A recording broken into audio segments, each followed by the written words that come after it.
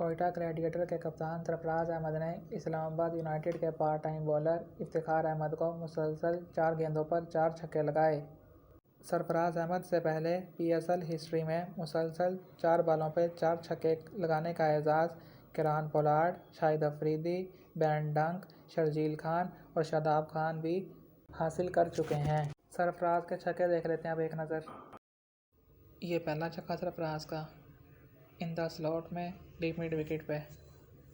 ये दूसरा छक्का सरफराज का इन द स्लॉट में गेंद और ये छक्का। वहाँ फील्डर थे लेकिन कोई मौका नहीं उनके लिए। ये तीसरा छक्का सरफराज का, गेंद अच्छी थी फिर भी 6 रन मिले सरफराज को। ये चौथा और आखिरी छक्का, इस मरतबा एंगल चेंज किया लेकिन रिजल्ट वही 6 रन। यूनुस खान के बाद सरफराज अहमद वाहिद क्रिकेटर हैं जो स्पिन को अच्छा खेलते हैं, चाहे वो रेड बॉल क्रिकेट हो या वाइट बॉल हो। अब सरफराज के लिए तालियां तो बनती हैं ना।